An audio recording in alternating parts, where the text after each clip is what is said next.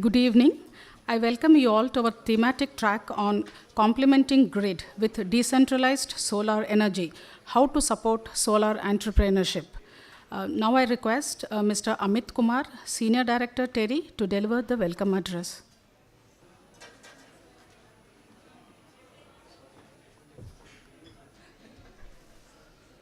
Thank you, Minnie. Good evening, ladies and gentlemen.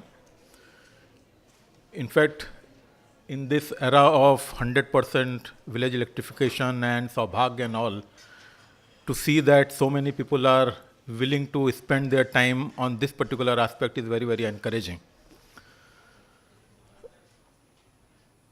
So, what do we think that going to be the role of decentralized or distributed solar or renewable energy systems or solutions? Because the common wisdom would say that once the grid has reached every household, then there is no need for any other thing to happen over there. But then why are we actually discussing these things over here? Why are we talking of solar enterprises? And the sense that I gather from discussing with so many people and from my own experiences in living in NCR, where reliable electricity in places like Gurgaon is still not a given thing. So I think, yes, we have reached 100% of the villages. Yes, we have electrified all the willing households. But the point remains that are we going to, or would we be in a position to meet their demands adequately and reliably? What I get a sense is that in electrified villages also, the time when the electricity is required the most by the household, and that is, say, between 5:30 p.m. to 11:30 p.m., is precise the time when there is no supply from the grid.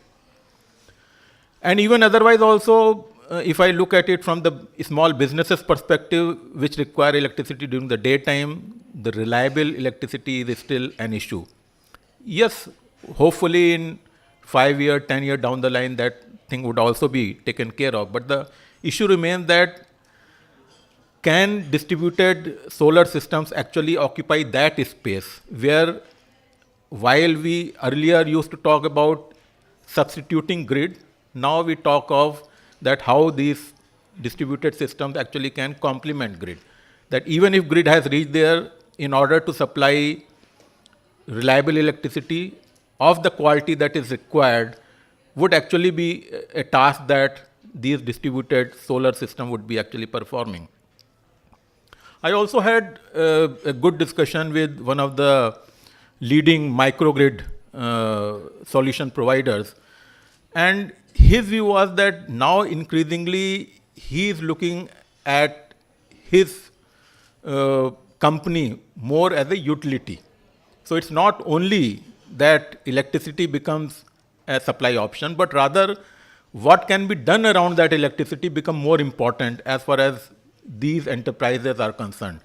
So he was talking about giving examples of that, whether he can provide services such as irrigation services, such as providing electricity to small businesses, such as electricity for health services, and also in a new incarnation of full-fledged utility rather than only an electricity supply company. So I think that's very key message we are getting, that as we move forward, the relevance of distributed solar energy system, or for that matter, any distributed renewable energy system, is definitely going to go up actually. It all depends on us as to how do we weave around the grid that is reached over there.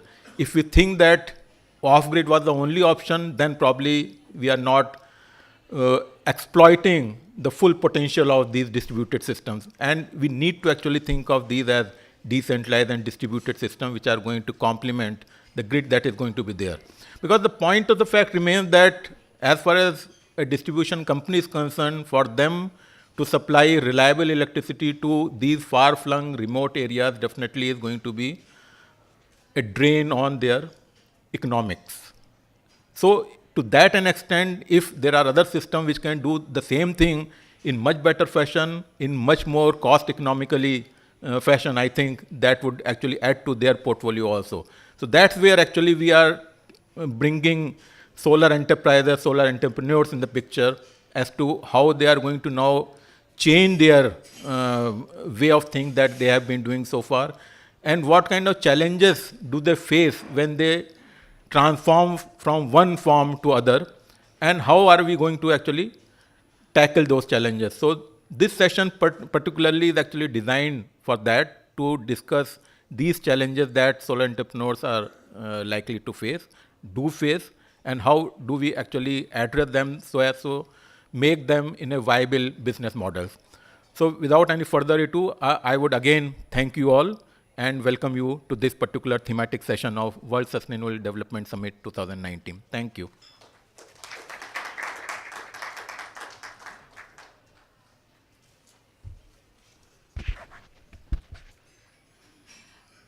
Thank you, sir, for setting the context for today's program and in highlighting the importance of decentralized solar energy to complement and supplement the centralized grid. Now, may I request Mr. Edwin Kukok, Councillor, Delegation of the European Union to India, to give the welcome remarks.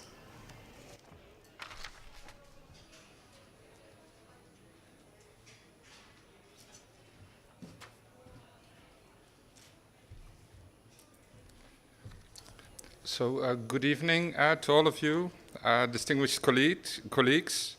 It's a great pleasure to welcome you at this track on decentralized solar energy, how to support solar entrepreneurship.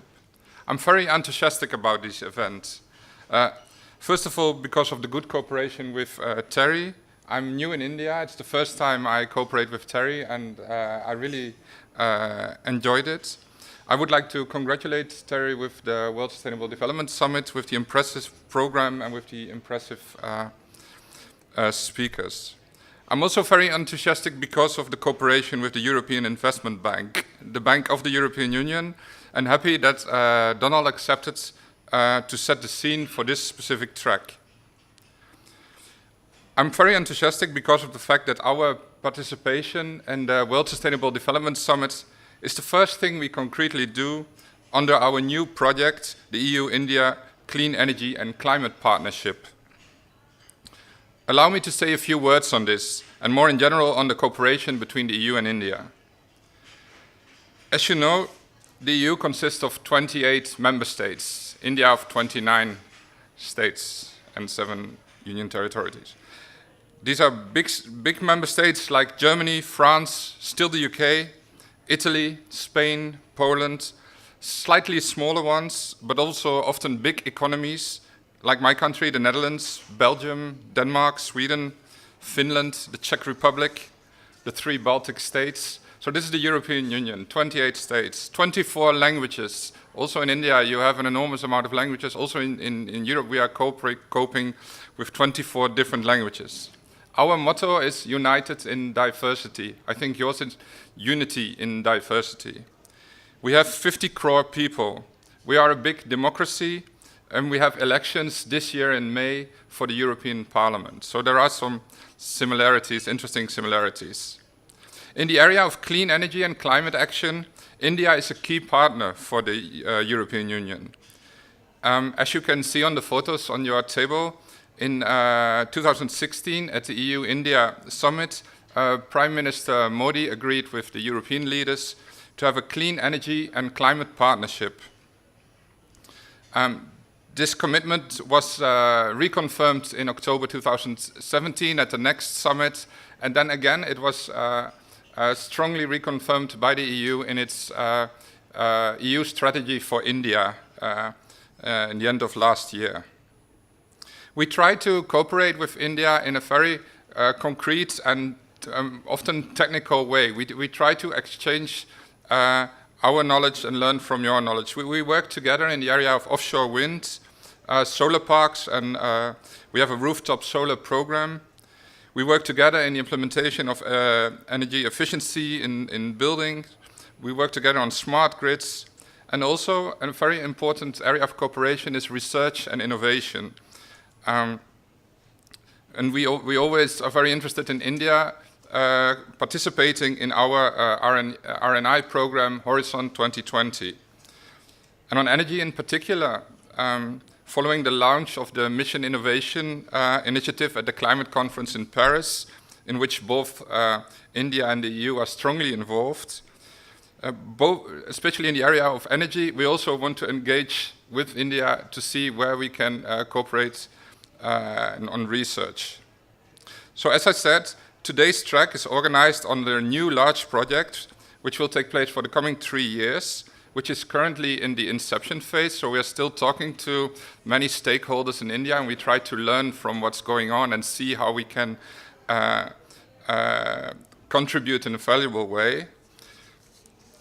This new project focuses on clean energy, energy efficiency, the required infrastructure, so the grid and storage, on climate action, and also on climate financing. The objective is to reinforce the cooperation between the EU and India, but also between the EU member states and India. The implementing partners are PricewaterhouseCoopers India, which is here, NIRAS, Eurochambers, and also the Council on Energy, Environment and Water. And that's another reason to be very enthusiastic about this event. We are very happy that Dr. Arunabha Ghosh, CEO of CEW, accepted our invitation to moderate this session. So on this project, you find one paper on your table sort of setting out the project in more detail. We're also very enthusiastic about this event because of the involvement of the International Solar Alliance. You might know that on 11 December of last year at COP24 in Katowice, the European Union and the ISA signed a joint declaration in which we agreed to strengthen our cooperation, to further deepen our cooperation. The European Union is a partner organization to the ISA, and we still need to implement that. We agreed that we will set up a 2-year rolling program to implement the different steps of this joint declaration. One of them actually is financing. So that's one of the things we need to talk to with the ISA. An important first upcoming result of our cooperation with ISA is Infopedia, which is an online platform dedicated to spread information, best practices, and knowledge on solar. It contains information on the member states, the so-called country counters. It contains information on best practices, financing information, technologies, research and innovation. And it also contains the Solar Academy. So there you can find online courses teaching you the things about technologies, but also about financing and about policies. Then, last but not least, I'm very enthusiastic about this track because of the content of it, the speakers, and the concepts. I believe that the subject of this specific track fits very well in this important summit with the overarching title, Attaining the 2030 Agenda, Delivering on Our Promises. Supporting solar entrepreneurs help to get projects financed that normally are difficult to get financed, but that have a high potential in contributing to multiple SDGs, such as addressing poverty, health and well-being, education, gender, water, affordable and clean energy, economic growth, and climate action. That fits very well in what we are discussing at this summit. Please allow me to warmly thank Teddy, ISA, EIB, PricewaterhouseCoopers, the moderator and the panelists, and you, the public, for being here. As you will see, the idea is to have a very interactive session with an introductory presentation setting the scene, with concrete messages, discussions among the panelists, and with the public, and concrete conclusions that can feed in our cooperation with the ISA, in the cooperation between the EU and the EIB, and between the EIB and the ISA, and that can feed in our new CECP project. I wish you all a very fruitful session. Thank you.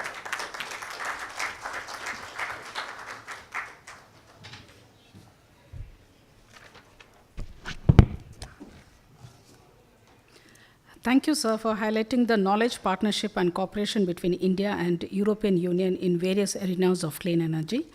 Now may I request Ms. Mahua Mukherjee, Program Ambassador, to give welcome remarks on behalf of International Solar Alliance.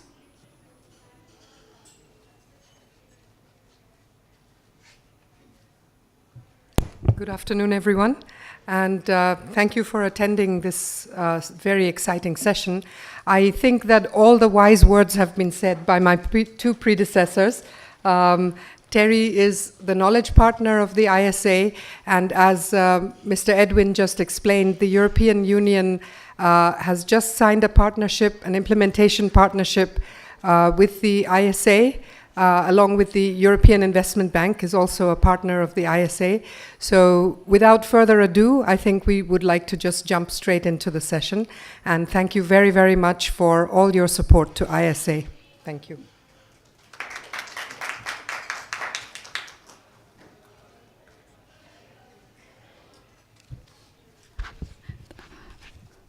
Thank you. And now we move on to the panel session, and this session will be moderated by Dr. Arunabha Ghosh, Founder, CEO, Council on Energy, Environment and Water, New Delhi. Just to give a brief introduction, Dr. Arunabha Ghosh is a public policy professional, advisor, author, columnist, and institutional builder. As the founder CEO of the Council on Energy, Environment and Water, since 2010, he has led CEEW to the top ranks as one of the South Asia's leading policy research institutions. In 2018, the UN Secretary General nominated him to the UN's Committee for Development Policy. He is also a member of the Environment Pollution Authority for the National Capital Region. The panelists for this session are Mr. Donald Kennan, Head of Regional Representation for South Asia, European Investment Bank. May I request all the panelists, whomever I call, to come and take the center stage.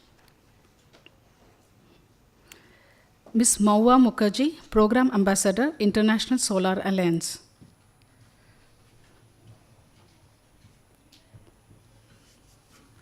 Mr. Durbo Purkayastha, Director, US India Clean Energy, Finance, Climate Policy Initiative. Mr. Vinay Rastogi, Managing Director, Bridge to India. Mr. Piyush Mathur, Chief Executive Officer, Simpa Networks. Mr. Debajit Palit, Director and Senior Fellow, Rural Energy and Livelihoods Division, TERI. And now over to you, Dr. Ghosh. Thank you very much. Is this working? Yes. Great. We have 1 hour, 20 minutes to solve the world's problems. Good afternoon, everyone, to the first day of the World Sustainable Development Summit. Thank you, Terry, for inviting me and my co-panelists to this session. The reason I said we have 1 hour, 20 minutes to solve the world's problems is because we can't solve the problems of the future with the strategies of the past.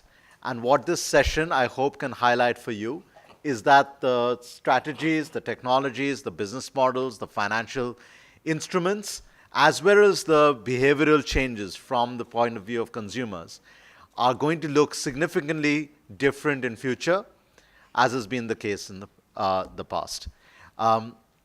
Whether it is in terms of distributed energy sources in rural areas or distributed energy sources in urban areas.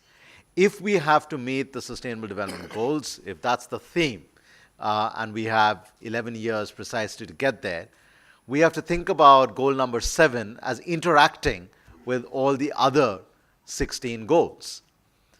So it is not sufficient that we just start delivering power or give energy access at the household level. That's only a first step towards enabling the household or the community or productive enterprises to use that energy, whether in forms of electricity or cooking fuel or for mobility and so forth, to achieve those other goals. So the question here that the way the session has been framed, complementing the grid with decentralized solar energy, how to support solar entrepreneurship. What we want to do is start off with a framing presentation by Donald Cannon from the European Investment Bank. I'm particularly pleased that a big bank like the EIB is thinking about what has been hitherto the small projects in the distributed sector. But I hope to convince you through the voices of my panelists, because after this I will keep quiet, that this so-called small subsector of a subsector of a subsector is actually a very big economic opportunity. And if we can convince you that that economic opportunity is indeed there to be tapped, then the question arises, how do we convert from where we are today to where we would like to go? So that is really the task for the panel. That's the homework that has been set. Donald, we're going to start with you and your framing presentation. Maybe you could use that. Of course. Distinguished ladies and gentlemen, because we're all very distinguished, we're tackling very distinguished problems this afternoon. And I think the biggest word here to this afternoon is sustainability. And I think it means many things to many people. I think for some small businesses, it just means paying the bills, paying somebody's salary, getting through to next week, next month. That's sustainability. But I think for most people in the room and most people at the summit, sustainability is about the SDGs. And some of them think about attacking SDGs, the Sustainable Development Goals, onto existing projects. But there are a group of people out there, and myself amongst them, who think that we're actually dealing with perhaps potentially existential threats here. Things, rising sea levels. And I don't know if many of you saw the headlines over the past weekend where apparently there's much less ice in the Arctic than we saw. There's a hole the size of Manhattan and somewhere under the ice there. And even worse than that insect life is collapsing. There are fewer insects in the world than people had thought. And this is going to affect our agricultural systems. And of course, people at the bottom of the pyramid are going to be affected the most. So I think that, that sustainability is the word of the moment, and it means many things to many people. But as Arunabha has just said, we cannot solve these problems with the same level of thinking that got us into these problems. And it's clear that energy is at the heart of these problems, our need for energy, and it created this problem.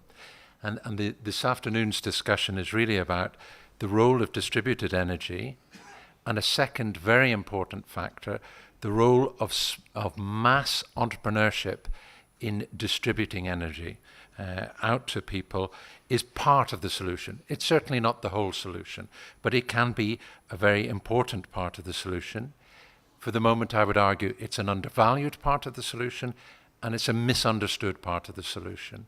And this debate, whether we have the grid versus distributed solutions, is an artificial debate. The future is going to be both, and I hope to come to that in a second. So I'm part of the investment and financing arm of the European Union, the European Investment Bank. We are responsible for implementing the policies of the European Union inside Europe, obviously, and outside of Europe. And we partner with the government of India and with the commercial businesses in India, so private and public sectors, to deliver very particularly on climate action. And the EIB, just to give you a scale of what we're talking about, the EIB has over last year, we invested almost $20 billion in climate action projects, which makes us one of the world's largest investors in climate action. And I think along with the European Union, which is 500,000 people, and interestingly, 25 million people in Europe are considered energy poor, obviously not on the same scale as India, but we're dealing with some of the same problems, and I'll come back to that in a second. So the European Union is developing a set of policies and a policy framework that is to address problems of energy poverty. And we're part of the solution. The EIB is part of that solution.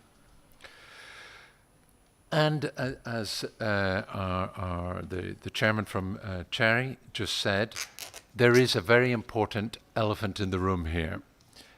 Do we really need distributed energy? In April 2018, India achieved a very remarkable result by anybody's measure of 100% energy electrification to the village level. And I understand by the end of this year, that electrification, 100% electrification, will be out to the household level. And even if, at the margin that's stretching the truth, those are remarkable results in anybody's book and will contribute to huge economic development. But there is another argument that I've heard very often, which is we already have excess generation capacity and we can't sell all the electricity that is being generated. But I think we don't need to look very far to see that that's perhaps not the full story. Not everybody, I would say, has full access 24 hours a day to energy. And perhaps that isn't the real goal. And one of the important standards that's being introduced in this sector is something called the multi-tier energy access framework. And this looks at how much access do people have to energy, and it describes 6 tiers. And the zero tier, the zero level tier, is where people are relying on biomass or kerosene for their energy. Energy needs for cooking, obviously, for lighting, and for any economic uses that they may have. And at the other end of the scale, there is full electrification with at least 23 hours of reliable electricity. And I would say I live in a very privileged existence here in Delhi. I have outages every single week. I've had equipment destroyed because of spikes in electricity. This is the very best that India has to offer, and there are not many communities who have that same level of thing. So I would say perhaps 100% electrification isn't the full story. And I think there's a second element, important element here, that energy is becoming more mobile. It's not simply going to exist in people's houses. We look at energy in the fields, in the very fields. We need energy to sustain our agricultural systems here in India. We need energy for transport, and electric vehicles are clearly on the horizon, and they're more and more important. And there are more and more remote locations that need energy access. The population, the households aren't going to be the same. The grid is going to be ever-changing, and that's a very important factor. And in fact, the evolutionary grid is a key part of what the EU is developing for its own policies about the grid. And we all pretty much understand the grid, or we grew up with a grid where there was a handful of large central power stations that were connected to you and me through a large distribution network called the national grid.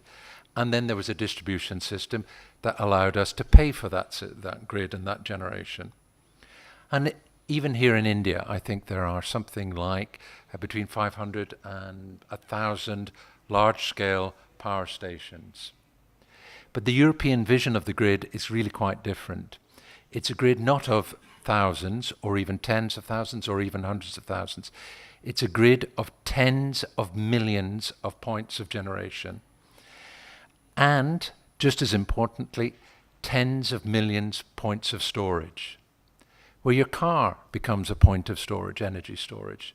You have batteries on the walls. We have batteries in all our devices, in our homes to take over when the grid fails. It's going to be a very different grid. So what is the nature of that grid? Well, in fact, the grid will become, in the European vision, a marketplace where everybody will be buying and selling power. And we will buy and sell that as entrepreneurs and consumers. We will act as both. And you can imagine the scene where a small business, he has a flat roof, he's not using it for anything in particular. He can put some solar panels and use that to generate a new income stream.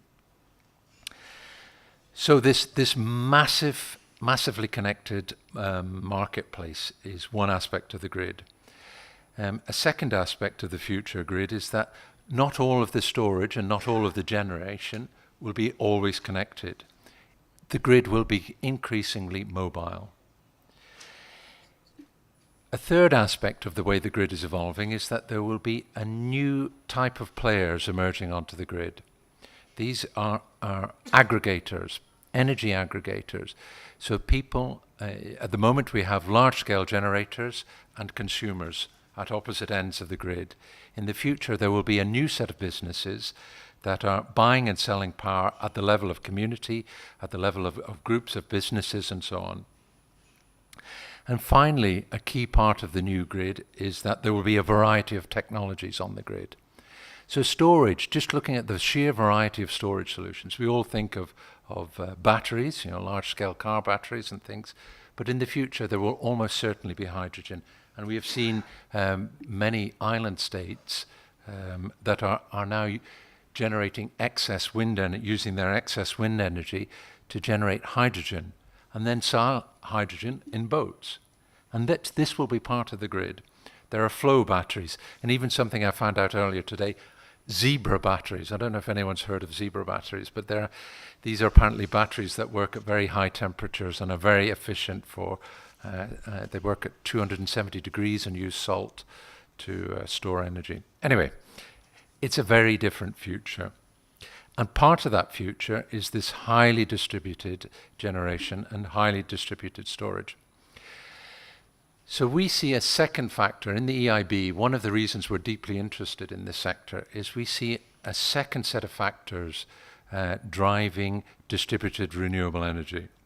And we're focusing today on distributed solar because that's where we see the most immediate impact.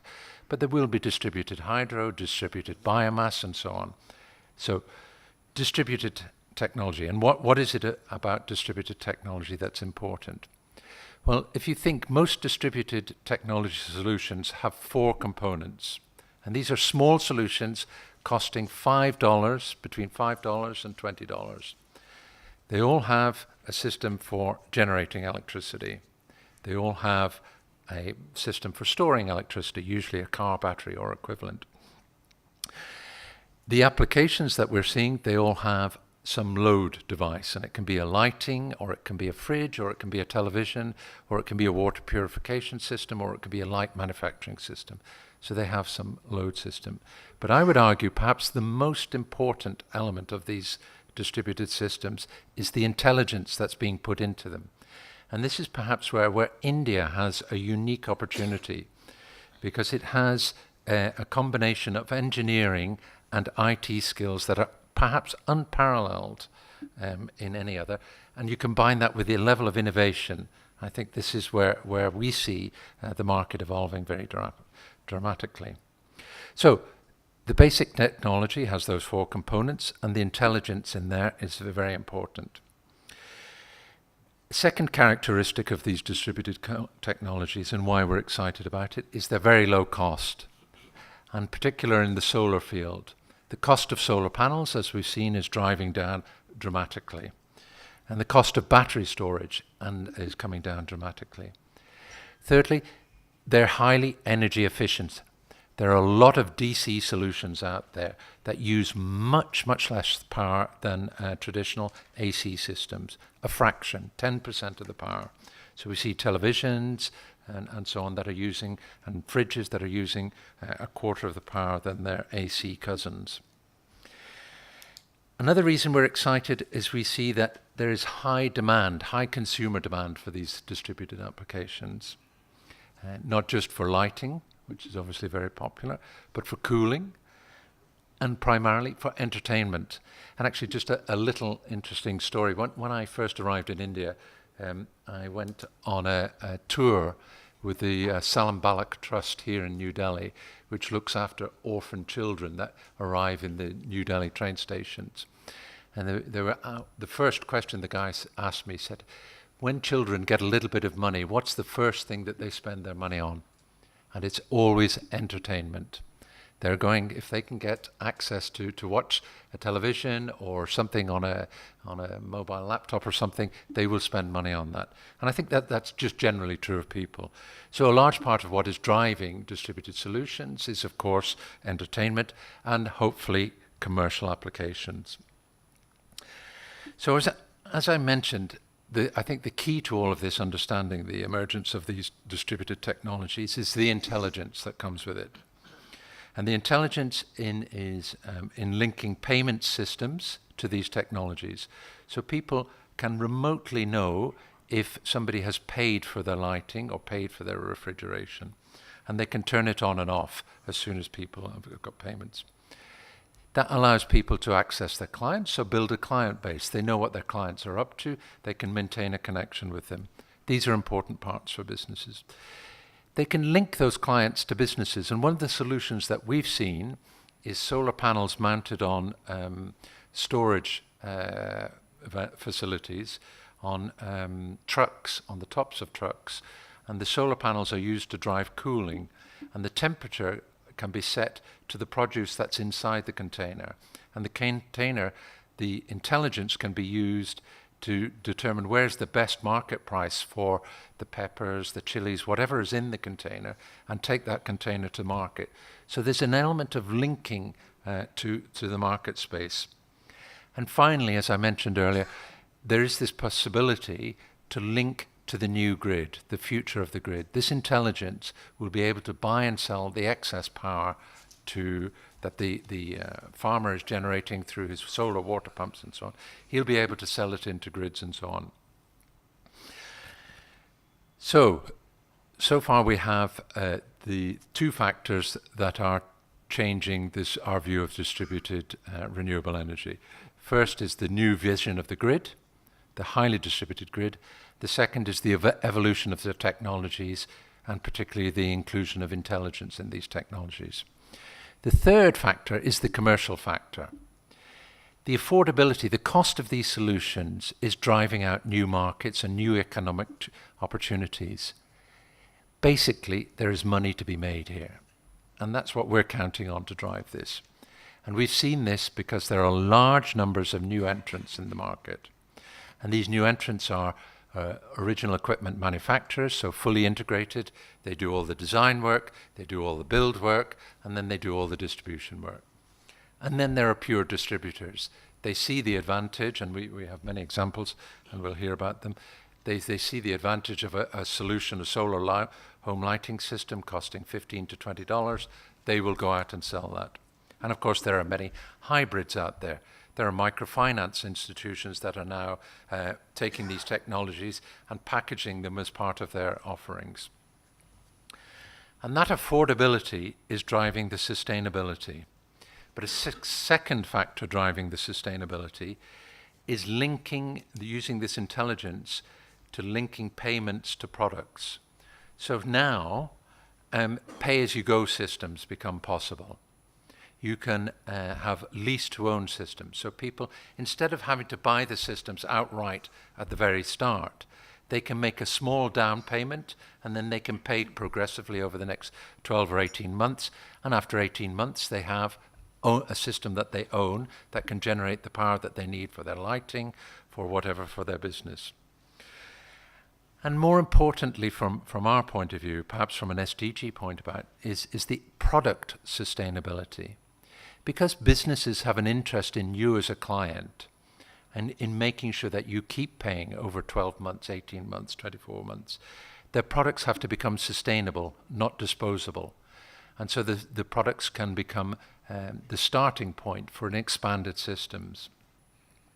And these starting points mean that there's inbuilt scalability and flexibility in the systems. And so we can have things like community level solutions for cooling milk at the community level and then delivering that milk to milk suppliers. The same for reverse osmosis systems, water purification systems. People can put a reverse osmosis system in the back of a truck, put a few solar panels on it, and then sell that system as a franchise system to villages and towns. And of course, this story of selling power. Power will become a new commodity. So we have a set of emerging businesses. Who is driving these businesses? Well, these are the entrepreneurs that are at the very heart of our discussions this afternoon. And these entrepreneurs have a very particular set of issues. And we've come to term them internally within our organization as high-low organizations, because they have some very core skills that are very high. They may be technical skills, but in other areas they maybe have very low skills. They may not have marketing skills or finance skills or organizational development skills. Very often they have very high energy, but low capital resources. So they just bring whatever they can gather from themselves, family and friends financing. They have high upfront costs and low margins and low startup revenues. So these are high-low organizations. So very difficult organizations, very often working in very difficult environments where there are no steady incomes, and people will very often miss payments because of very simple weather reasons, or somebody's fallen ill, or very basic day-to-day life reasons. So these are very difficult conditions for people working in. The market where they're working in is essentially a high-volume distribution service market, and that's what's being driven out. It's not a product market, it's a service market. And because it's a service market, it has high needs for working capital. And the working capital they need for, of course, inventory. They need to develop their inventory to be able to sell it, but they also need to develop new markets. They need to deliver the service, perhaps in remote regions, and they need to manage their revenues. Sometimes not everybody can pay. What can they do about it? These are very difficult things. So this type of entrepreneurship, the distributed renewable energy entrepreneurship, we think is about driving sustainability. And our question, or the question that we hope the panel can drive today, is what's needed to support these entrepreneurs? Well, I think there are two factors really important. One is obviously access to low-cost finance, this working capital. And the low-cost finance is extremely important, and there are three components to the low-cost finance. One is the problem of bad loans. They're in the papers. All of the banks all over the world suffer loans. State Bank of India, Punjab National Bank, everybody's suffering from bad loans. And of course, bad loans are a problem for everybody. And that drives up. Somebody has to cover those costs.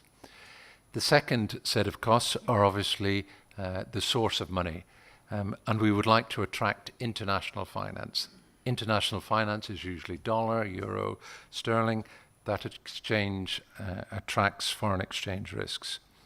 So that's a second set of costs. And the third are the transaction costs. You have to pay high upfront fees to get your overdraft or your working capital loan. So those are all contributors to low-cost finance.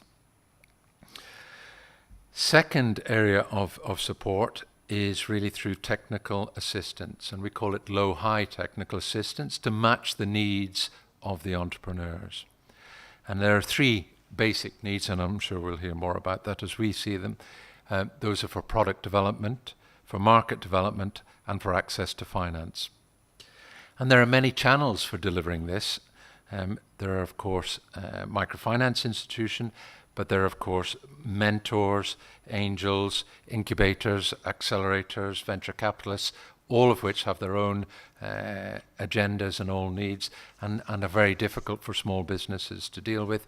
So the support for accessing all of those various... sorry, this is going on a bit longer than I thought.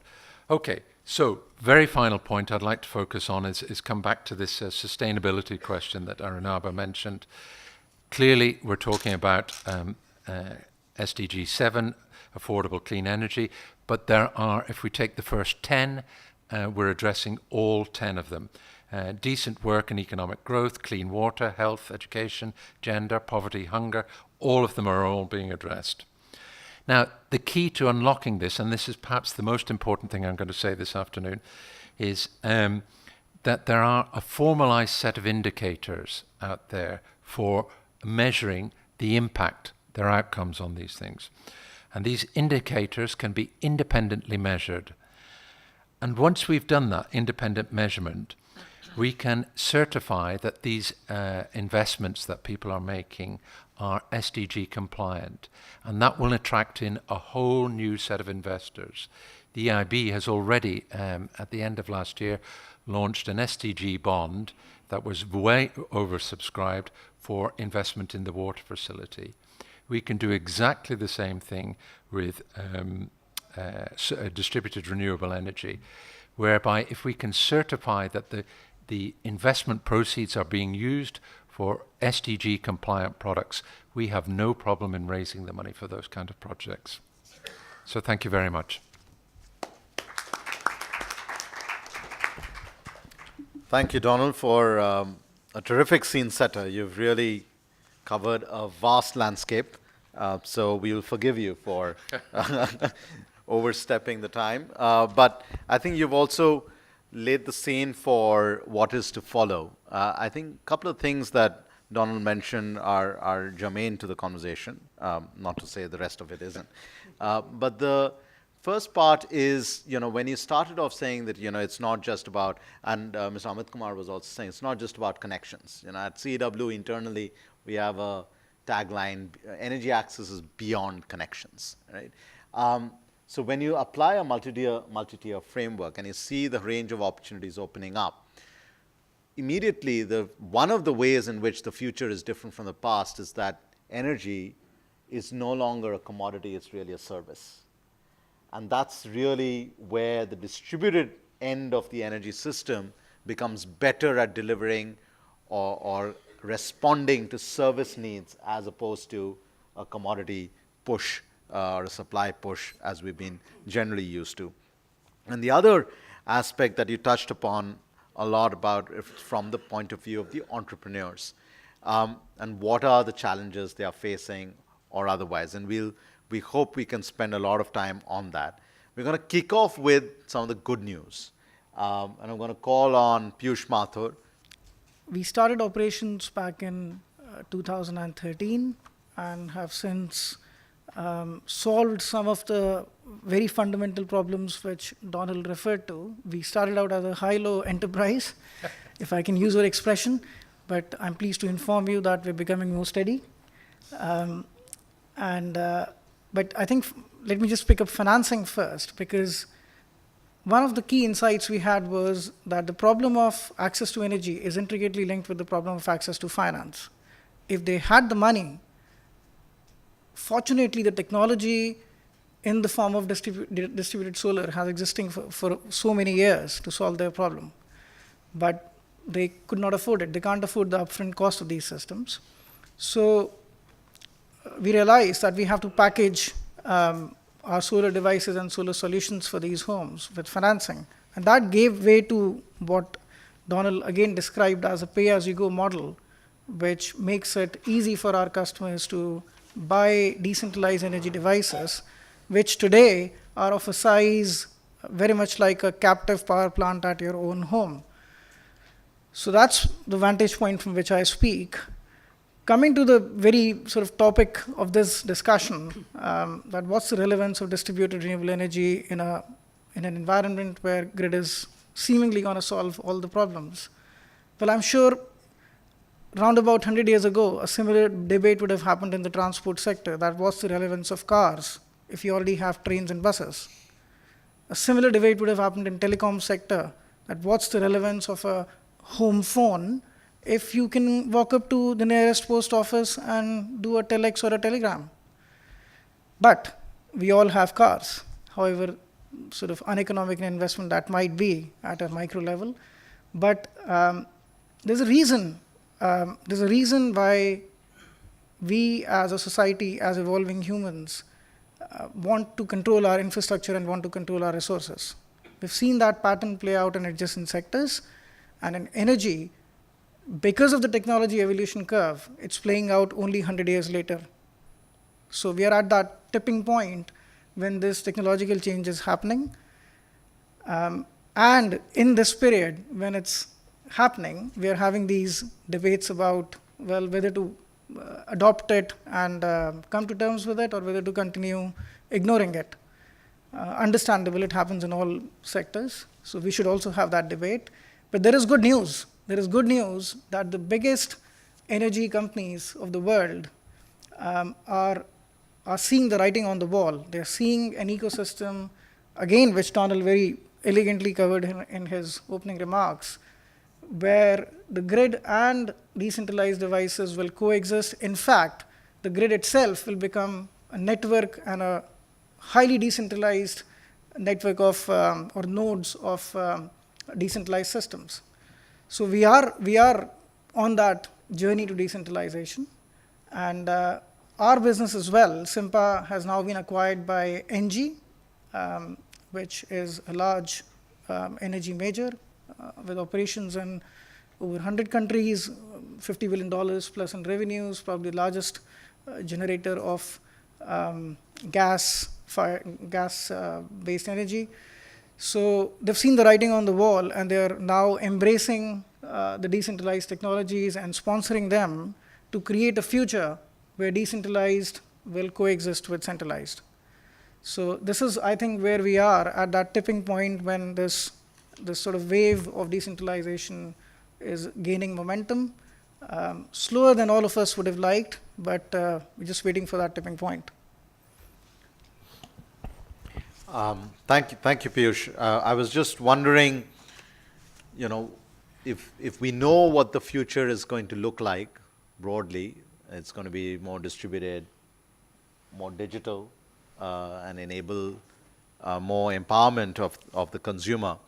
What's holding us back? And I was just listing, and one of the issues is simply the inertia in the energy system, right? And Piyush mentioned that where we are on the technology curve has taken, therefore, so long for the energy system to change as opposed to, say, transportation or telephony or communications.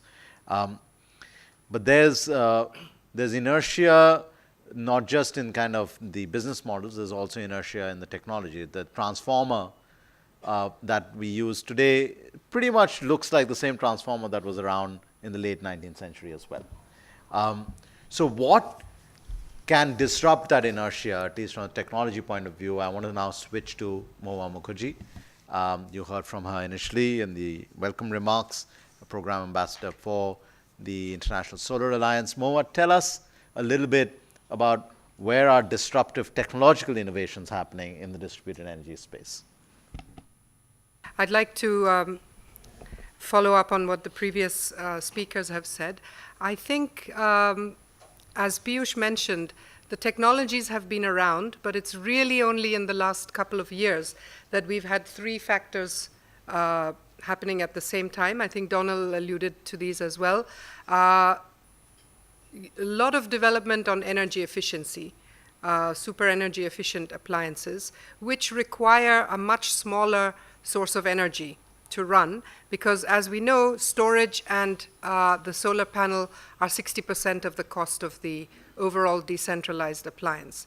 So if you have a television that could run, that took 40 watts and you now can run it on 10 watts, then you can do so with a much smaller solar panel. Along with that, the cost of the panel has been coming down and the cost of the storage has been coming down. So what has happened is that these products have moved from the drawing board to the commercial marketplace.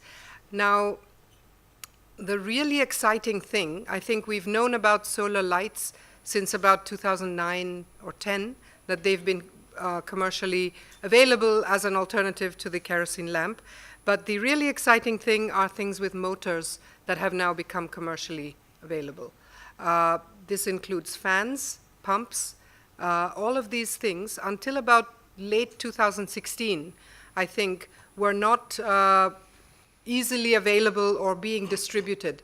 The other thing is that you also need the ecosystem that was spoken about. You need companies that are actually going to get up and start dealing in these products and start finding markets and start doing the hard legwork in rural India to actually explain to customers who haven't seen these things before, who don't necessarily trust an absolutely new type of item because they don't know if it'll work. And if they can only buy it up front for all cash, then they're stuck with the product risk and the technology risk as well.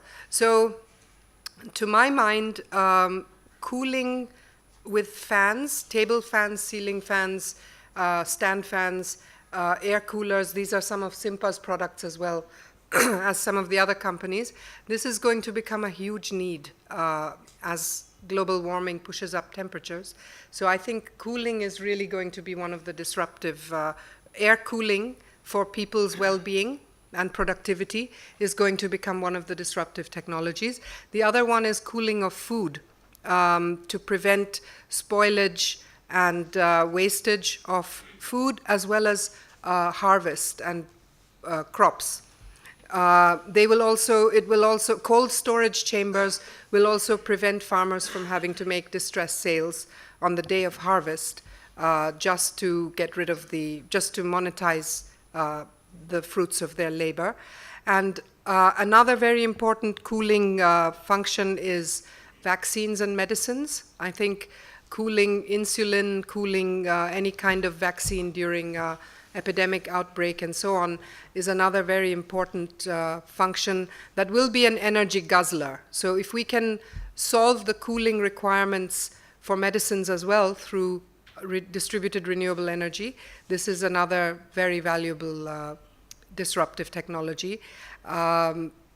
With the technology that you asked about, Arnaba, I think I've seen that some of the cooling and refrigeration technologies are using phase change materials. They are not using the old compressor that we are familiar with in our energy inefficient refrigerators at home. So this is very exciting. This basically uses solar energy to cool the liquid in the lining of the cooler, freeze it during the day, and then let it melt slowly at night and do the same thing again. So these are some of the technologies that will fundamentally change the prospects for off-grid areas. I wanted to just say one last thing, which is what will make it actually take off. I believe, as has been said here, that until we can show a visible market to the manufacturers by way of affordable payment solutions, more manufacturers will not enter this space because they will worry about affordability of low-income marginal customers. So I think that the ISA has actually reached out to the European Investment Bank and to the European Union, to the European Commission, for support in finding a de-risked blended finance approach, which will allow for financing of distributors. I happen to believe that distributors are the key to making this market and to getting products out there. We are working in partnership with these two partners of ISAs, and if we can find a solution that finances distributors, allows them to acquire large inventories and go out and find customers, then I think that we will see these markets taking off. And lastly, I think Saubhagya is only going to increase the demand for appliances, and AC and DC appliances. India could become the sort of king of AC, DC appliances, R&D and design in the market. I'll stop here. Thank you. Thank you, Mohammed. One of the things that my colleagues at CEW have been leading, Abhishek Jain is sitting there, is looking at how can we use distributed energy for productive appliances, income-generating appliances in the rural economy. And our analysis shows that in the farm sector, there's an opportunity for just 3 on-farm appliances to have a market opportunity of about $40 billion. And about 13 non-farm appliances or technologies with milk chillers, etc., has another additional market opportunity of about $13 billion. So more than $50 billion opportunity in India alone for income-generating activities using distributed energy. So what we are now trying to do is take or invest in some of these companies to move from the technical pilots where they demonstrate that technology works to the commercial pilot, where you're able to get sufficient information that helps to attract the attention of the big financiers, that you're no longer just the low-high or the high-low, that you're a high-high kind of company, as Simpa has demonstrated. But in doing those commercial pilots, you also need to experiment not just with the technology, but with the business models. So I'm now going to turn to Dhruva Purkasta, who's the director for the US-India Clean Energy Finance Facility. Dhruva has more than 2 decades of experience in credit rating, consulting, investment banking, but particularly looking at the role of development finance institutions in making some game-changing investments. Dhruba, tell us a little bit about the alternative business models that might complement the disruptive technologies that Mahua was referring to. Yeah, thanks, Arunabha. Just to start off with, I'll just, before I get to business model innovations, just let me lay down the contours of what I heard from both Donald, Arunabha. Part of it, Mahua actually has spoken of all the product innovations that are possible. And Piyush has given an outline of how businesses could succeed from high-low to high-high and remain stable. We are sitting at a juncture of where we today have a situation, something is given and understood and accepted. You produce energy in a distributed manner, which means you produce local energy. That is possible by solar, that was not possible 25 years ago. And the cost of production of electricity has come down. So that makes us possible to produce electricity down there where it was originally consumed. The second important point is, and here I am bringing in India, we are sitting with a situation where there is a government data, and which is possibly true, I'm not questioning that, beyond 100% village electrification, we actually have 99.5, I was checking Garv yesterday, 99.5 household electrification. Rest of the households are few thousand households left to be electrified. And we are coming from a scale of achievement from 2016, where the numbers were 230 million. Some government's own data was 45, 50 million households. So we have seen a huge progress here. Now, electrification is wires. The wire has reached the village, the wire has reached the household. And Piyush was making an important point here. The networks are in place. And I'll draw the attention of what Donald said. Is it grid versus DRE? It's an artificial debate. I'll just park this point here and return to it. Before I come there, it is important to also understand that what was the grid designed 100 years ago or even 50 years ago? You produced centralized electricity and it had a one-way communication. It is produced, collected, distributed, carried over long wires, distribution transformers, substations to the houses. It was not used towards having distributed grids. So the grid needs to cope up with it. What we can talk about energy transition out of this, but that's an important point to think about. Coming back onto this artificial debate about, before I get to exactly business models, I think business models has an important linkage. And Arunabha, your report makes a point here, and Donald was talking about SDGs linking. Here's the issue of farm and non-farm economic activity. And I think if we change the lever around to think that in India's development trajectory, this is the problem. The problem lies because the farm output is far lower than what the population it can support, and that is what your typical problem is.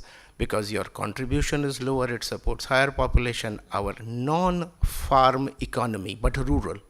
So the CEW report comes back to pointing out, here lies the innovative business models of saying where income generating, if I'm not mistaken, you call it rural income generation activities, that the rural income generation activities is what links steadily towards the SDG goals, which can be therefore financed, what Donald said. And there lies the innovation of such business models.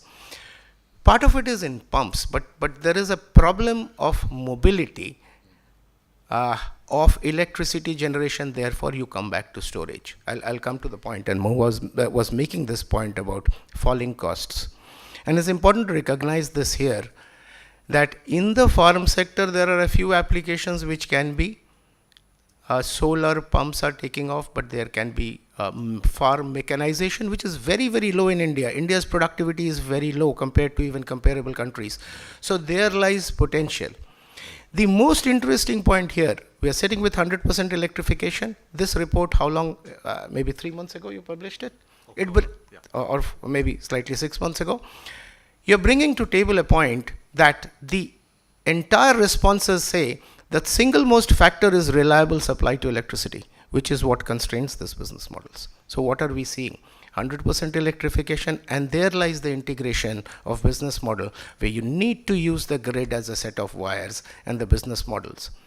And the often told story around here is the wires are there, but electrons do not flow. We can step back, and that's a separate discussion as to Uday and discoms and so on, but I'm just parking that outside. It does not make economic sense. It makes economic sense to produce. Whether you produce it and take it into the grid, whether you produce off the grid, there lies the importance of business models or innovations in business models. And I'll come to this business models in a minute of what innovations could be done. But before that, I do not really think that this may be an artificial, I would say, battle, but it is playing out. If we recognize energy politics globally, this grid versus off-grid is playing out. It's not necessarily about India. It's globally getting played out because ultimately, at a very philosophical level, we have seen it in 25 years that at some point markets and technologies win, the governments tend to lose out. So the public sector, let me put it this way, I'm not saying government is an enabler, but we have seen it in telecom in India. We have possibly seen it in automotive in India. And therefore, expectation is around markets and technology, and I bring 2 points here as far as business models and technology is concerned. If those of you who track battery storage, you can refer to a site called Ramiz Naam, and he's kind of a evangelist on battery, and look at how he explains where the costs of battery could likely to go, whether it's technology and we can deal with the disposal, but we are at a point where today we can probably produce stored electricity in India at less than 10 rupees. So 10 rupees, you have a grid electricity at 5, we are closely merging the gap, and then where does it leave electricity to? Do you really need the grid? Maybe not, but what we need to work out here, therefore, is if we consider electricity to be an infrastructure service to be provided, then we need public-private partnerships, and we have a real logjam to be sorted out in terms of distributed electricity, in terms of how these provisions can pan out. Then and only then we will have these business models of milling, spraying, local economic activity getting created. These innovations, essentially cold storage, transport, all of it solarization, these are the models which will pick up. What we need to do, innovation has its own cycle. There is a question of business model discovery. There is a question of a prototype and prototype to pilot. But what everything fails is the prototype to commercialization. That's the scale. And how do you get scale by business models? Not only by technology driving costs down, and battery remains important here.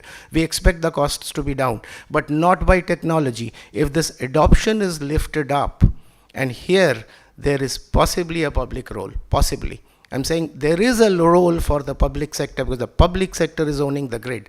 I need a form of partnership. I need a certainty for the private sector, for Piyush to come in and make this investment, because if his investments tomorrow, if he were to expand on pay-you-go, they will remain at a policy variance where regulation is not constant, then finance will not flow from EIB or otherwise. Thank you. Thank you, Dhruva, for setting it up. So far we've been selling you a dream. Now the panel will shift a little bit, if not to the nightmare, but the reality. And that's my second sort of barrier beyond inertia is regulation. And Dhruva ended with that you can innovate with all the business models, but you'll not get the scale unless we are not clear where regulation is going to go. So I'm going to first ask Debajit Palit, who you're very familiar with. Debajit is one of the leading thinkers on energy access and distributed energy in India, and a senior fellow at TERI. I want Debajit to talk a little bit about the reality of hooking up the distributed side and the centralized side. And then I'm going to turn to Vinay Rustagi, who always has, from Bridge to India, who always has a realist perspective on where the money is going and why it's not going where it needs to go. So I want those two kind of realist perspectives to come and shake up a little bit of this dream selling that we've been doing. And then we'll come to you for questions, and hopefully we'll end up with an overall positive story. Go ahead. Thank you, Arunabh. Well, you have given me a tough job. Let me try to share my thoughts.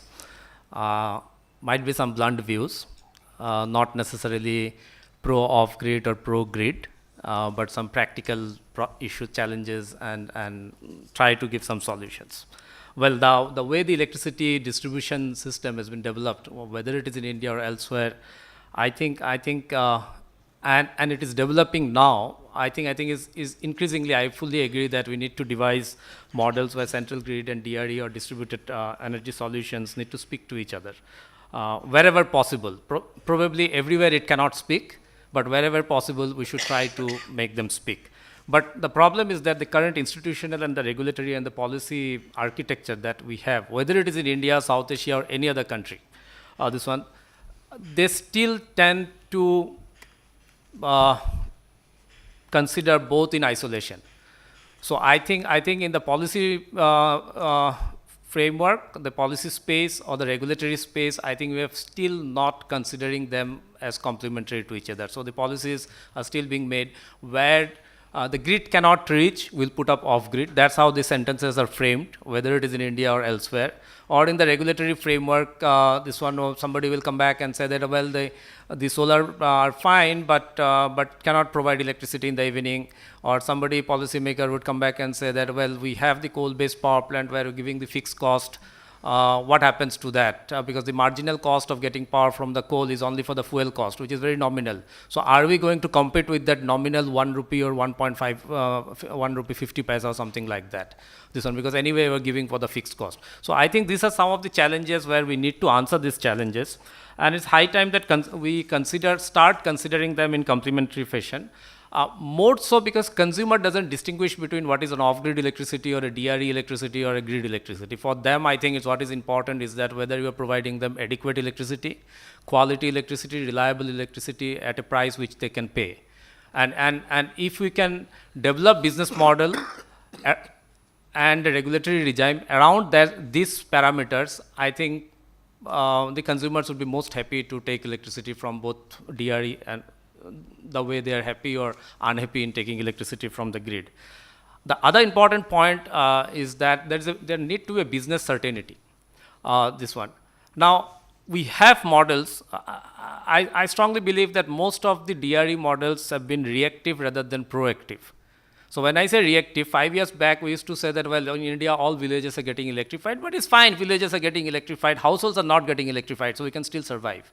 So we used to blame the grid expansion because households are not getting electrified. Well, now the households have also got electrified, so we have started saying, well, it's fine, but the electrons are not flowing in the evening time. Well, in 2022, maybe the electrons will also start moving in the grid.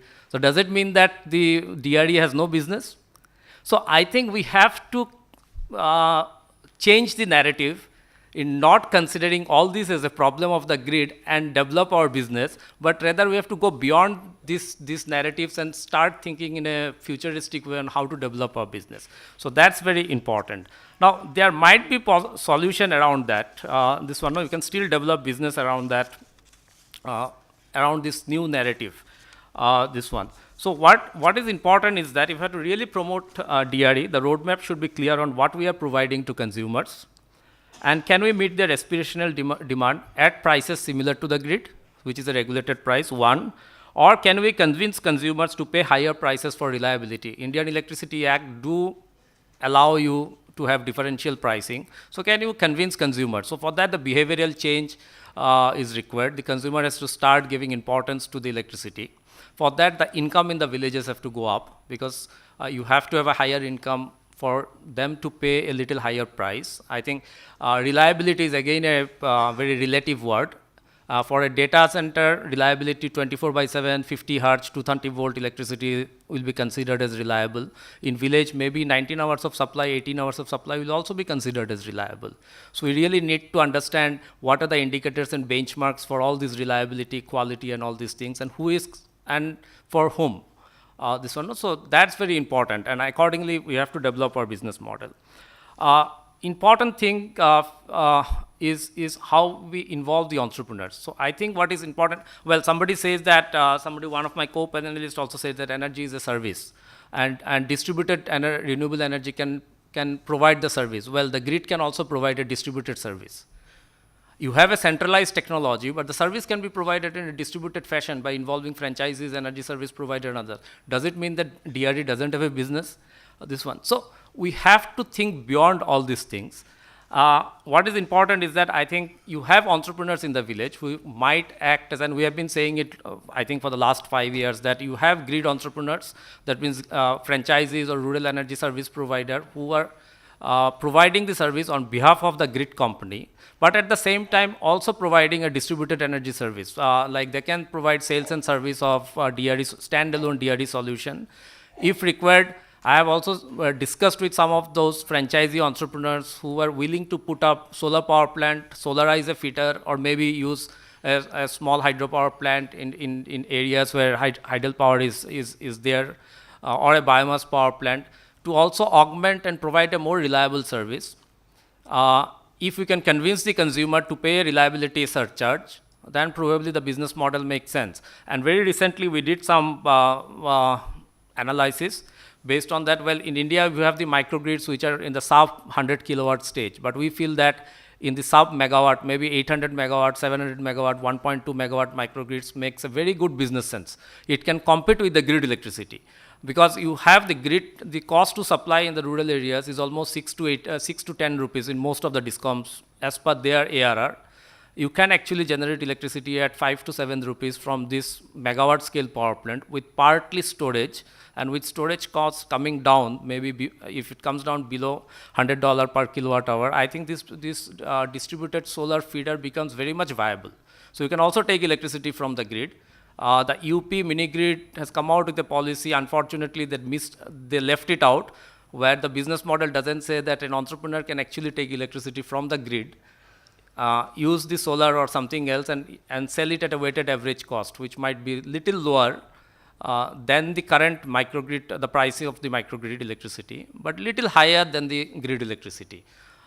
These are some of the models which can be tried out. This one. What is important, the 5 things that I feel are very important is that, well, technology is very flexible. I think you can use technology in a way you want to use it. So technology is not a problem now. You have digital technologies, you have IT systems which can account for the how much consumption you are making. You can remotely monitor it. Everything is there. So this technology is not a problem. I think pricing signal is very important. So pricing signals from the regulatory side or from the policymaker is very important for private sector to flourish, and also for providing a reliable supply. There is need to be regulatory certainty. I think regulators need to be explained about these new technologies. Probably they are not all regulators are fully aware of the new things that is happening in different places. So they need to be explained about these new things, the good side of it, and how they can take that into consideration while developing their regulation. One important aspect is institutional strengthening. Probably we don't have good organizations with strong institutes which can take this forward. You have traditionally in India, the renewable energy or the DRA systems have been promoted by NGOs, small NGOs using donor fund. I think that probably has done more harm than good. So the business has not developed over the years. So you need very strong institutions which can actually take it forward in a much more business-oriented way. Consumer behavior is definitely one thing, and income certainty in the rural areas to acquire appliances. Mohua talked about the appliances, but if you have income uncertainty in the rural areas, I think they don't go for new appliances. So these are some of the things which I think is very important, and I'm very optimistic that DRE entrepreneurs or what you call microgrid entrepreneurs can flourish, provided they start thinking beyond competing, beyond the limitations of the grid, and then develop their business model. So they have to think that, well, the grid will also be there. It will give 24/7 supply. It will be reliable. But still I have to compete with that grid and give a better supply. So that value proposition has to be clearly brought out and then explained to the consumer. Sure. Thank you. Thank you, Devajit. And this point about institutions strengthening, basically getting the big guys to invest Absolutely. and develop new business models Absolutely. or business lines. And one of the things we've been doing at CW is working with one of the utilities in Delhi to develop new business lines for them, so that if they see, as a utility, as a centralized utility, they see commercial value in creating distributed generation facilities and making money. And unless that happens, we only play around with sort of good news stories, but they don't get scale.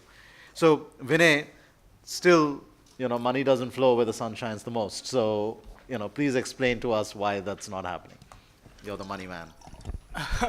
Okay, thanks Arunabha, and thanks Terry and EIB and Donald for inviting me. So I think the topic you actually assigned me was how do the grid and the regulators and the utilities respond and adapt to the distributed energy world. And I think before we think of how the utilities can respond and support distributed energy, I think we also it's very relevant that we look at what the utilities are actually going through right now. We've just done a small paper, and of course the utilities in India, that is the DISCOMs, they are largely government-owned companies. They have a universal service obligation. They have a very high level of political interference. So the result is that they're not very commercially run, and they've always been going through these ups and downs financially. There was this revival package called Uday, which was announced 3 years ago, or 4 years ago now. We've just done a small paper today, and unfortunately, things have not been going very well even on the Uday front. So the DISCOM financial position is unfortunately getting worse again. Partly I think it's Uday, partly it is the election cycle, but the fact is that the DISCOMs are always living some kind of existential crisis. And when they are doing that, and they are literally the backbone of the power system in India, but when the utility is going through a financial crisis and is not being run very commercially, then I think the question is, can the utility then act proactively, think of the new evolving technology framework, the new evolving business models, and try and support the new energy, the new energy world that we are all dreaming of. So I think from a DISCOM's point of view, I do think in some ways they are grossly underprepared. And in some ways, that is obviously going to be a big barrier for the scale-up of distributed energy. Now, there are also opportunities. Now, of course, the DISCOMs lose a lot of money on sale of power to the farmers and to the rural consumers, which is basically largely free. And indeed, if you may have noticed that in the last 3 months, there have been actually many large tenders issued by multiple states as well as by Government of India for procurement of solar pumps and agricultural feeder-based power projects. So there are some opportunities for various distributed energy systems there. I don't know how many of you know, but in India's off-grid capacity, solar pumps actually contribute the biggest share. And that is because obviously the governments are keen to reduce the tariff subsidy burden of the DISCOMs.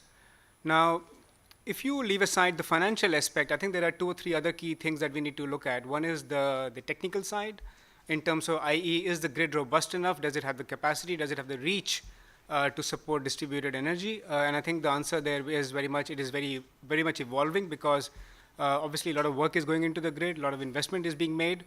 But by and large, anecdotally, what we hear is that Indian grid is now pretty robust enough, both at the central level as well at the last mile connectivity level, and things are improving. So hopefully that is not a constraint going forward, or it is an improving picture, at least on that front. I think in terms of the regulatory regime, much more I think needs to happen to enable distributed energy systems and frameworks. We really are a regulatory system where you have these large PPA-based centrally procured power projects is really kind of out of date, and we need to enable new peer-to-peer trading, net metering schemes, pay-as-you-go models, etc. And I think that all these things are still very much in early stages of development in India. And finally, there is the operational aspect. I think the DISCOMs are not prepared for this, but there is a lot of effort, particularly being led by some of the international bodies, the UK government, the German government, the US, even programs led by World Bank and ADB, which are basically putting a lot of resources and investment into capacity building initiatives, helping DISCOMs to build up online systems, IT systems, tracking energy production at the distributed energy level. So I think that is very much, again, something which is evolving, which is hopefully will lead to better growth of these decentralized systems. But I think on the whole, what I want to say is that obviously the policy has not been very pro-distributed energy, in many ways. And I think that, again, needs to change and evolve to a very large extent. But I think this is a fantastic opportunity. It is an intergenerational opportunity that we have in front of us. And I think it will be remiss of the government and of all of us if we kind of don't capitalize on it. So with that, I'll just like to end on it and end the note. Thank you. Terrific, Vinay. Thank you so much for kind of tying it all up. So we started with, the inertia and the energy system, which could be disrupted through technology and business models. We also looked at, several speakers have spoken about regulation, the pricing structures, as well as the financing associated with it, the need for institutional strengthening. Both Debajit and Vinay have talked about the need to strengthen the DISCOMs and make them sort of partners in this disruption rather than resistors. So we have exactly 20 minutes before we close. I want to bring in at least 2 rounds of 3 questions, and we can do more if we are fast. So let's get the first round in. Yes, Vivek. And for the benefit of everyone in the room, please introduce yourself and keep your comment or question short. Vivek Mittal from Greencoat Capital in London. I'll actually probe the finance side to all of this, starting with Piyush. In your model, I'm assuming pre-NG acquisition days, you'd have a 12-month tenor to your finance at about 20% interest rate. That's what you'd be factoring into your service cost. It could be different, but assuming we're working with that, what would help scale up your business and make your product more affordable? A lower interest rate or a longer tenor? i.e., if you were to go from 12 months to 24 months, would that be more beneficial as opposed to going from 20 to 15%? Piyush, let's just collect a couple more questions, then we'll come back to you since this is directed at you. Any other questions from the floor?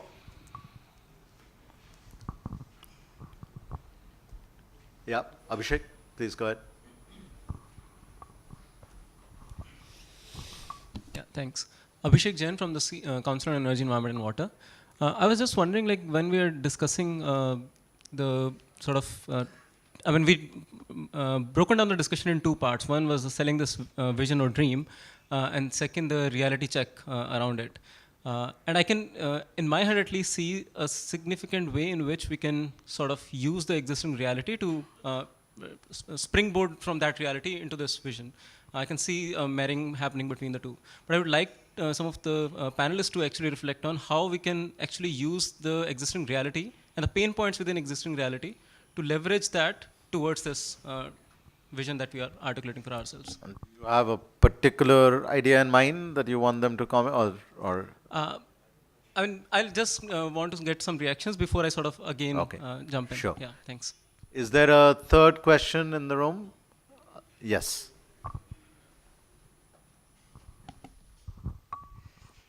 Hi, Chetan Singh Solanki from IIT Bombay. If I'm going to sound crazy, blame it to 2 things. One is that I'm on a 6-month leave from IIT going around. Second thing is it's 150th birth anniversary of Mahatma Gandhi. And I'm reading a lot and thinking what sustainability he has defined 100 years ago. So whatever lifestyle the humans have acquired so far, and we are trying to fit in this lifestyle the renewable energy solutions, I feel that it's not going to work in the business as usual. So if you are going to have same amount of cars driving, if you are going to have same comfort level, if you are going to have same kind of materialistic lifestyle, it's not going to work.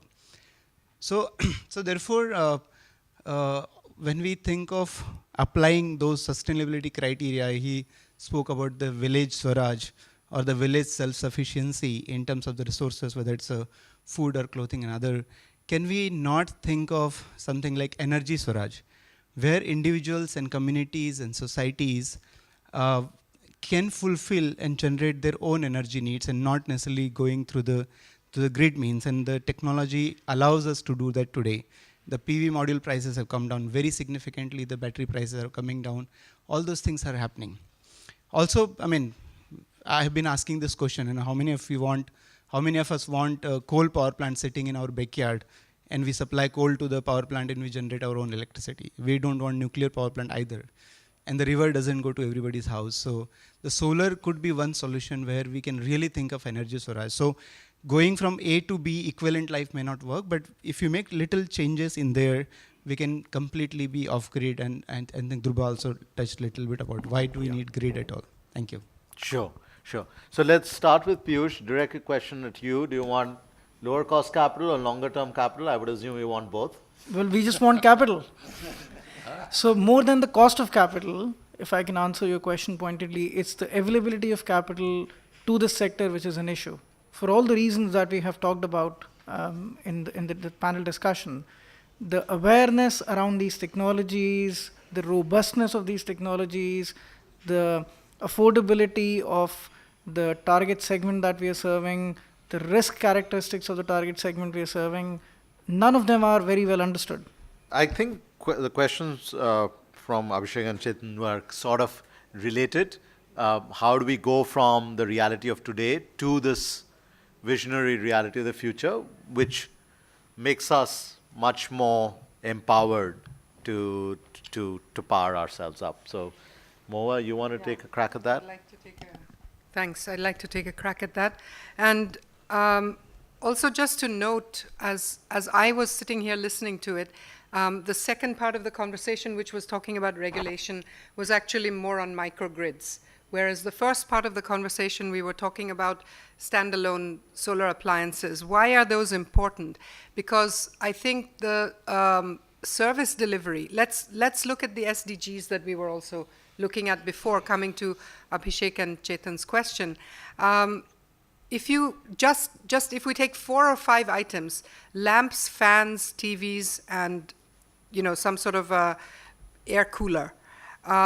This is, if we look at service delivery in rural areas, how much difference can a lamp, a fan, and a TV make in a rural health clinic, in a primary classroom, in a hostel, in an Anganwadi, in all these kinds of places? It requires no regulation, right? These products, if we can scale them up, and if every Ministry of Health which provides budget for its clinics, its establishments, and so on, were to make a commitment to buy a solar home system and offer lights and fans and TVs for the people who use those facilities, it would make a huge difference, because this would provide reliable service energy. It would improve the service delivery quality. I think that this is something that the market needs to scale up, and companies like Simpa Networks and their competitors could all address this market if there were a huge commitment from the government of India to just buy these 4 solar-powered standalone appliances for their facilities. Let me also talk about, and those appliances can be purchased individually for the home as well. Let me then talk about the kinds that Abhishek was talking about, the milk chiller, the cold storage, the oil expeller, this type of thing. That is for a community, the solar grain milling, the community type of energy appliances. This requires a different financing model.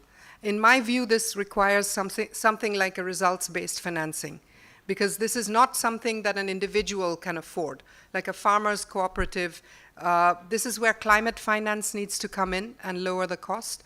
I think that probably, as Piyush said, that right now the interest rate doesn't make such a difference. I think that for when you talk about really large-scale, widespread use of these large appliances, community appliances, interest rates will matter because the community is sharing the cost of giving these productivity-enhancing equipment. So I think that we do need to focus on affordability by the community, by the individual, by the public school, by the public clinic, and so forth. And that affordability can come from scale.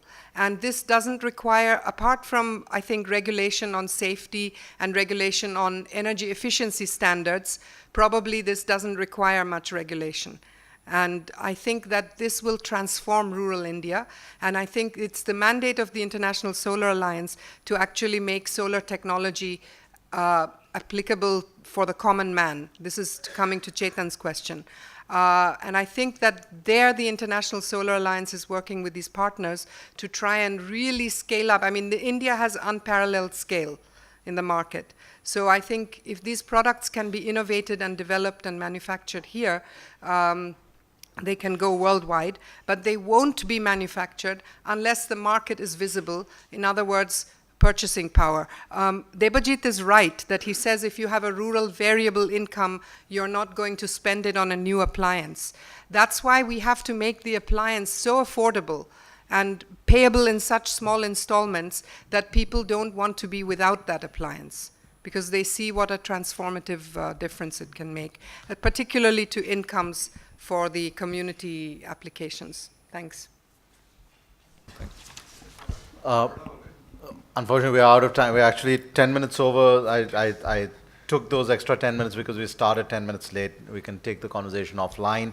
I'm not going to summarize. You've heard the inertia, you've heard the regulation issue, great discussion on financing, on scaling up institutions. There was one final point that did not come out, and I'm just going to put it on the table. And to me, the fifth barrier is culture. And unless we focus on the consumer side to rethink, and the question from Chetan was just hinting at it. Swaraj is not independence. Energy Swaraj is not energy independence. Energy Swaraj would mean energy self-governance. And unless you involve the consumer in governing their energy system, you will always have this gap between somebody, something out there, and their lived reality.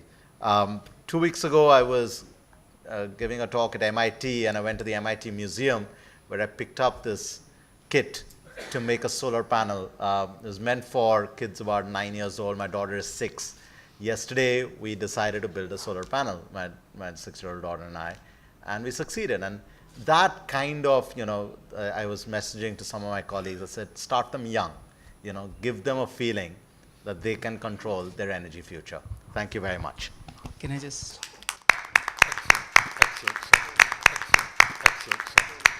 As token of respect and appreciation, we have small gift for the panelists, and I request Mr. Debajit Palit to hand it over to them.